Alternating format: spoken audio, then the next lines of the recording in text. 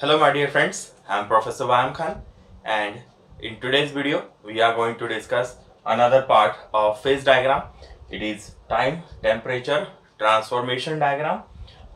This triple T diagram is also known as isothermal transformation diagram and it is also called as S or C curve. In previous videos we have seen the various types of phase diagrams as well as we have seen the phase diagram for iron carbon system. In that we have seen various regions, various products, various phases, various critical temperatures of iron carbon system, and it is also important to study the triple T diagram or C curve or S curve because to get the specific product or to get the specific microstructure in your product, we must know how that product is going to form.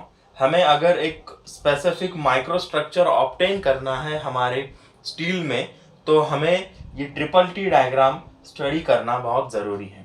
Now this triple T diagram is specifically plotted for temperature versus time. इसमें temperature versus time पे हम क्या करते हैं, ये diagram draw करते हैं.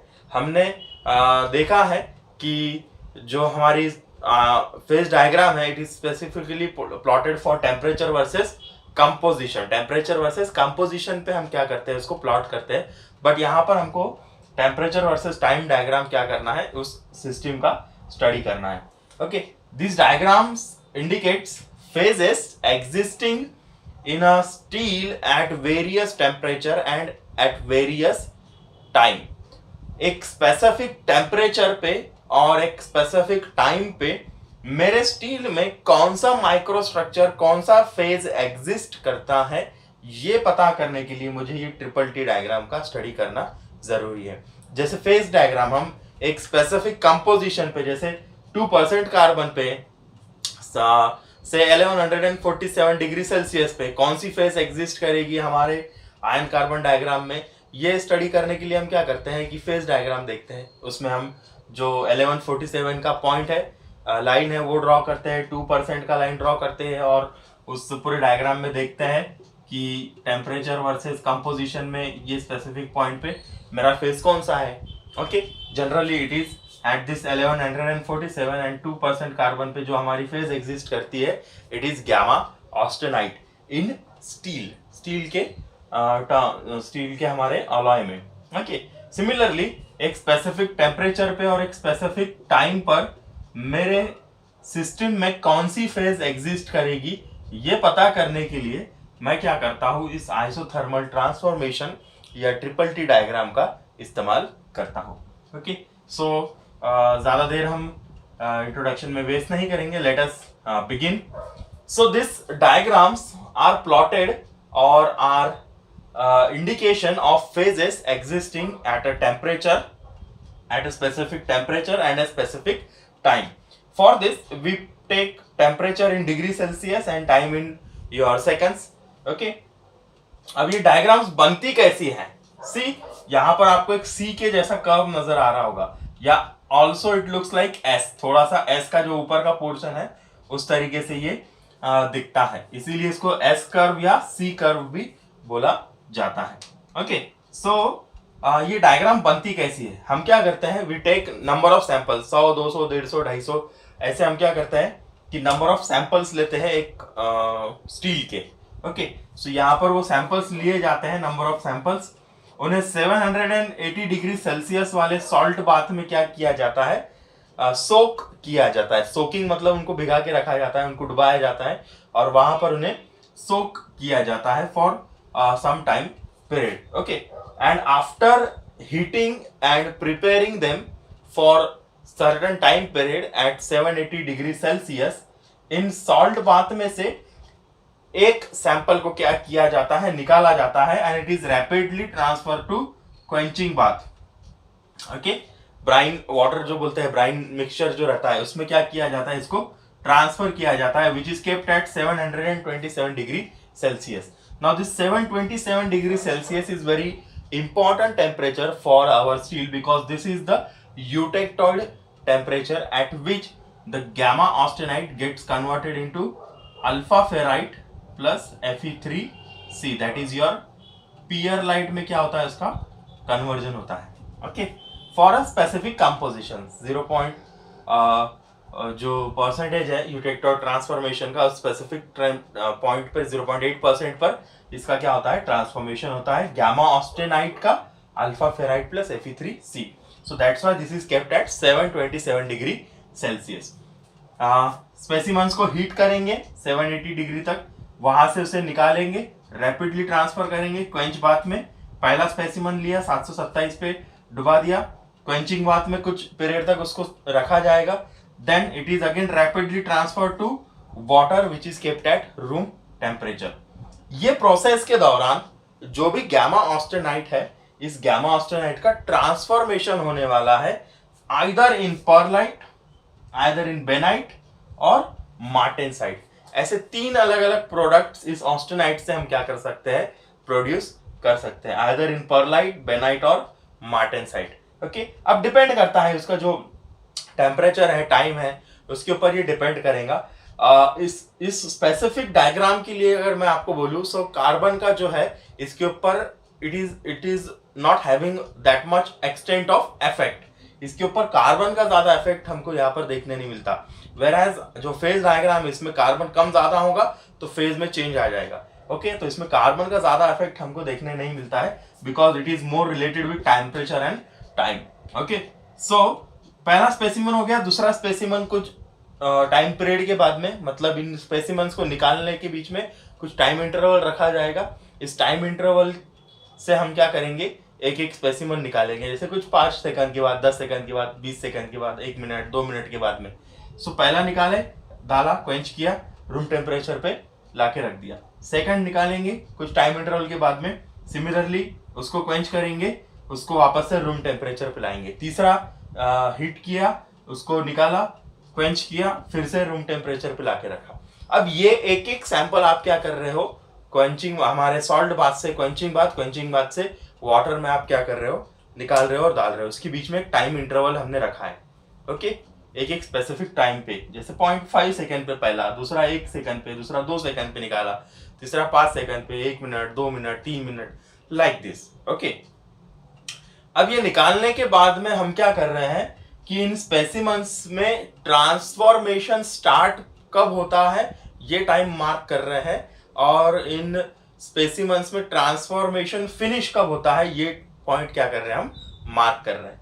Transformation start और फिनिश मतलब क्या, जैसे कि जब मैंने इसको हीट किया, इसका जो माइक्रो स्ट्रक्चर है इसमें ऑस्टेनाइट प्रोड्यूस होगा। इस ऑस्टेनाइट का कुछ दूसरे प्रोडक्ट में क्या होने वाला है, कन्वर्जन होने वाला है, जैसा परलाइट है, पियरलाइट है, बेनाइट है, मार्टेनसाइट है।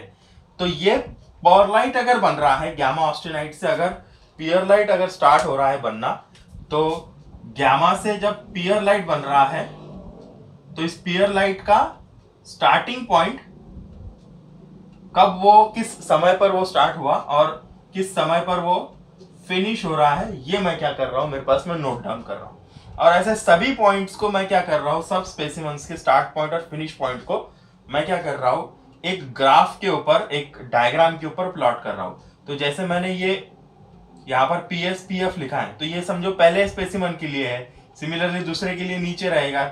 ओके, PS इधर रहेगा, PF इधर रहेगा, तीसरे के लिए इधर रहेगा, चौथे के लिए यहाँ रहेगा, पांचवे के लिए इधर, छठे के लिए, 7th 8th 9th 10th 11th 12th 13 100 and 200 तक जितने भी स्पेसिमन रहेंगे उनका स्टार्ट पॉइंट और फिनिश पॉइंट मैं क्या करता हूँ, इस ग्राफ के ऊपर मार्क करता हूँ। Start finish, start finish, start finish, start finish, start finish, start finish, और उसे एक स्मूथ कर्व से क्या करता हूं, कनेक्ट करता हूं। And this smooth curve is nothing but your SC curve, S और C कर्व, और also known as time temperature transformation diagram. इसमें टाइम और टेम्परेचर के हिसाब से कौन सा ट्रांसफॉर्मेशन होने वाला है, प्रोडक्ट कौन सा मिलेगा, ये हमको पता चलता है।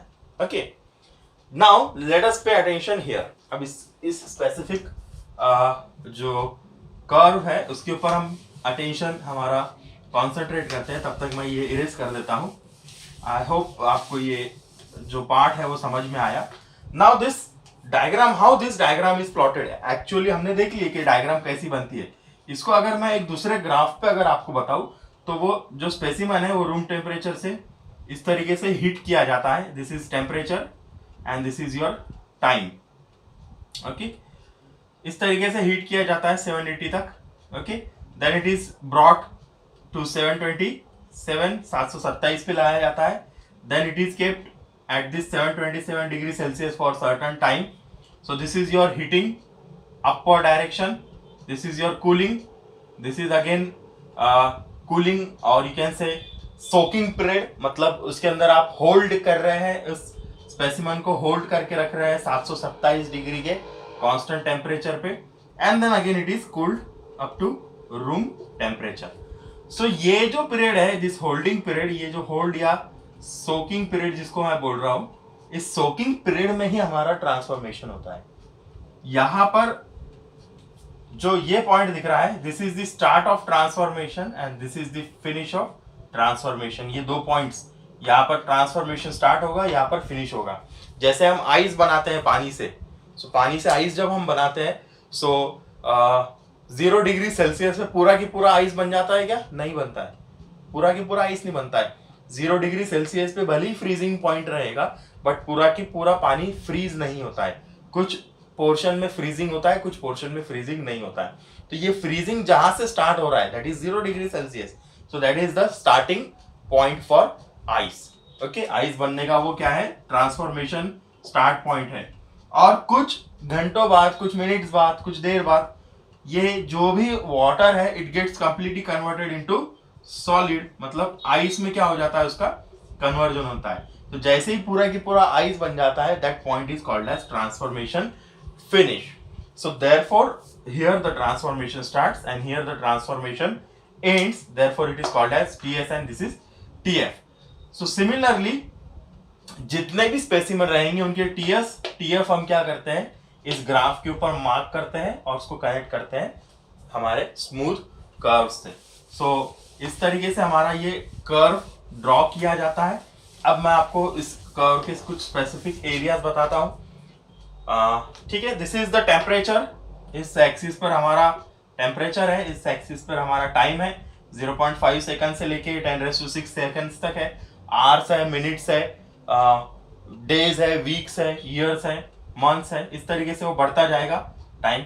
Okay, now this is your 700 degree Celsius and this is 800 degree Celsius. This is AE1, जो कि हमारा ऑस्टेनेटिक टेम्परेचर है, या जिसको हम यूटेक्टॉइक टेम्परेचर भी बोलते हैं. इसके ऊपर जो भी पोर्शन है ऑस्टेनाइट का रहेगा. सो ये जितना कर्व आपको दिख रहा है, ये जो पहला कर्व है ना, it is form because of the starting points. Transformation के स्टार्ट पॉइंट्स जितने हैं, इनसे ये कर्व बना है. सो इसके लिए इसको बोला जाता है स्टार्टिंग कर्व. सिमिलरली ये जो छोटा कर्व दूसरा दिख रहा है, एग्जैक्टली सी टाइप जो है, it is called as finishing curve, क्योंकि ये ट्रांसफॉर्मेशन फिनिश से बनता है. ओके, नाउ जो भी स्टार्टिंग कर्व है, स्टार्टिंग कर्व के लेफ्ट साइड वाला एरिया, मतलब इस साइड का जो पोर्शन रहेगा, ऊपर वाला एरिया, और ये वाला पोर्शन, इस साइड में हमारा स्टील के अंदर, हमारे स्टील के अंदर जो भी माइक्रो स्ट्रक्चर रहेगा, that will be your gamma austenite. Okay, it will be your gamma austenite. Okay, इसलिए मैंने इस साइड में पूरा ए लिखा है. Okay, now this gamma austenite, depending on the cooling rate और depending on the temperature of cooling, जो आप होल्डिंग पीरियड या जो सोकिंग पीरियड हम बोल रहे हैं, इस हिसाब से जिस तरीके से उसका कूलिंग किया जाएगा, जिस टाइम पे उसका कूलिंग किया जाएगा, जिस टेम्परेचर पे उसका कूलिंग किया जाएगा, depending on that this gamma austenite is going to get converted into 3 different products. पहला है पियरलाइट, दूसरा है बेनाइट एंड तीसरा है martensite. Okay, this martensite is very important. Pearlite, bainite and martensite, इन 3 जो प्रोडक्ट्स है, इसमें इसका ऑस्टेनाइट का कन्वर्जन होगा. Okay, now if you see this upper region, ये जो ऊपर का रीजन है, ये जो पोर्शन दिख रहा है ना ऐसा, थोड़ा सा मोटा मोटा सा बाहर निकला हुआ, ये पोर्शन इसको बोला जाता है नोज ऑफ द कर्व। क्या बोलते हैं इसको? नोज। ओके, सो ये नोज रीजन के मिडल तक जो भी प्रोडक्ट हमको मिलेगा ऊपर से नीचे तक, यहां तक इस पोर्शन तक, वो रहेगा हमारा पियर लाइट। क्या रहेगा? पर लाइट। पहला प्रोडक्ट हमको मिलेगा इन बिटवीन योर 700 टू 500, अंदाजे 700 से 500 डिग्री सेल्सियस के बीच में पर लाइट हमको वहां पर देखने मिलेगा। That means austenite is getting converted into पर लाइट।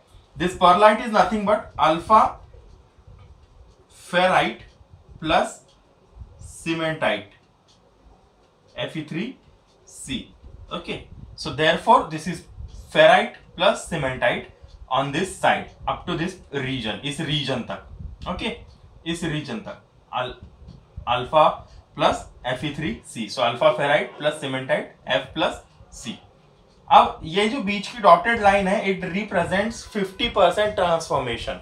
मतलब हमारे यहाँ जो गैमा ऑस्टेनाइट है, it is converted into pearlite.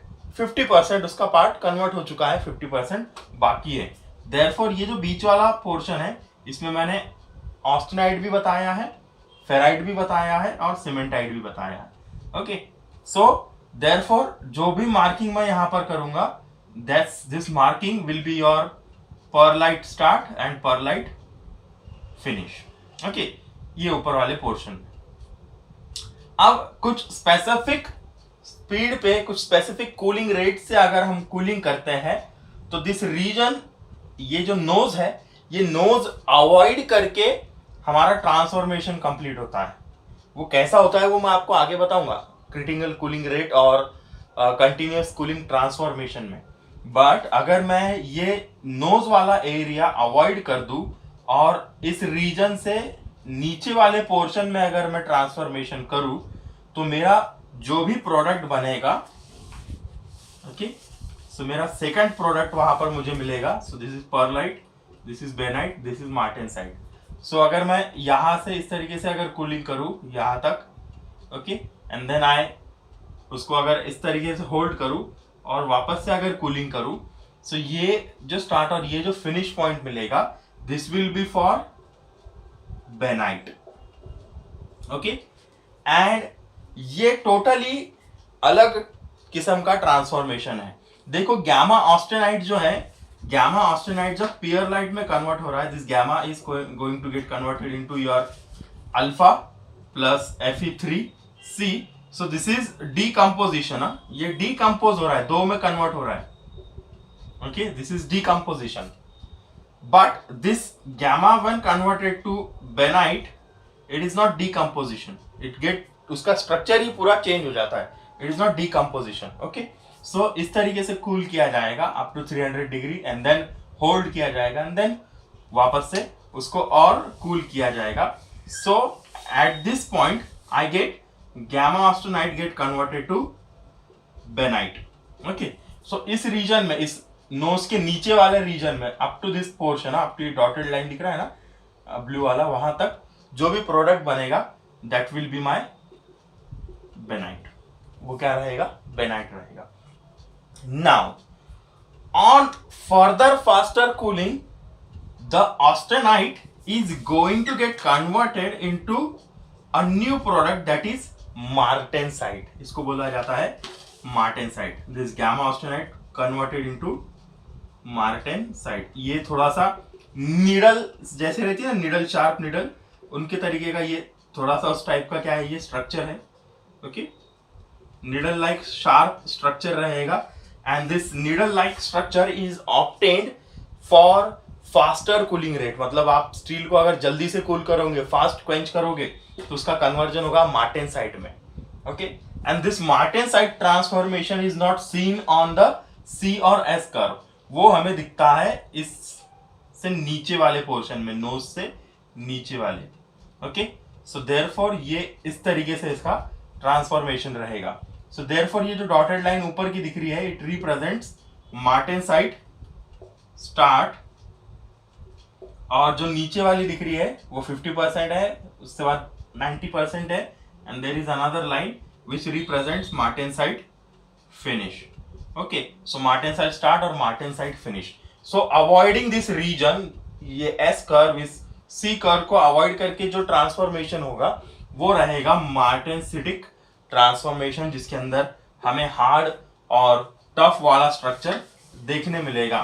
Okay, so depending on the cooling rate, depending on the temperature, time, the gamma austenite is going to get converted into perlite, benite and martensite. Okay, now अगर हम ये observe करें microstructure में, इनके microstructure को अगर study किया जाए, इनकी मैकेनिकल प्रॉपर्टीज को अगर स्टडी किया जाए, तो परलाइट जो है तो वो बेनाइट, परलाइट जो है तो वो लेयर लाइक स्ट्रक्चर है, लेयर्स एक दूसरे के ऊपर लेयर्स रहती है. Bainite is little bit different, थोड़ा सा नोड्यूलर रहता है. And martensite is like sharp edges रहते हैं नाइफ के, उस शार्प एजेस तरीके से हमको नजर आता है. That is your martensite. So pearlite is basically soft, थोड़ा सा सॉफ्ट है, इसलिए स्टील अगर परलेटिक ट्रांसफॉर्मेशन से जाता है तो आपका स्टील डक्टाइल रहेगा, मैलिएबल रहेगा, सॉफ्ट रहेगा, टफ रहेगा.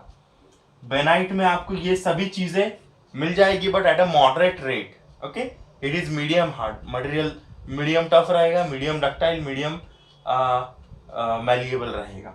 वेयर एज मार्टेनसाइट जो है it will give you the harder structure, उसका स्ट्रक्चर हार्ड रहेगा, it will be less ductile, less malleable and less tough, but it would be harder, वो hard रहेगा cast iron जैसा. Okay, so these are the three various transformations. अब ये तीन transformation हम कैसे मार्क करते हैं वो छोटा सा एक रिप्रेजेंटेशन यहाँ पर रखा है. सो ये वही डायग्राम है, temperature versus time, C curve है. तो मैं क्या करता हूँ कि टेम्परेचर जो भी ट्रांसफॉर्मेशन स्टार्ट होता है उसको एक कर्व पे लिख लेता हूँ, उसका टेम्परेचर टाइम मार्क कर लेता हूँ, ट्रांसफॉर्मेशन जहाँ फिनिश हो रहा है उसको मार्क करता हूँ, and then they are plotted on this specific curve. So इस तरीके से टीएस प्लॉट करते हैं. यहाँ पर कोई टीएस रहेगा, यहाँ पे कोई टीएफ रहेगा, यहाँ पे टीएस रहेगा, यहाँ पे कोई टीएफ रहेगा. सो like this your transformation happens, and this transformation is plotted on your temperature versus time diagram. Also on the right side the hardness of the material is mentioned, hardness of the product is mentioned. So this hardness goes on increasing in the downward direction, नीचे के direction में hardness क्या हो रही है, बढ़ रही है. सिंस अपर टेम्परेचर्स में मटेरियल सॉफ्ट है, सो पहला जो ट्रांसफॉर्मेशन हमने देखी वो परलाइट है.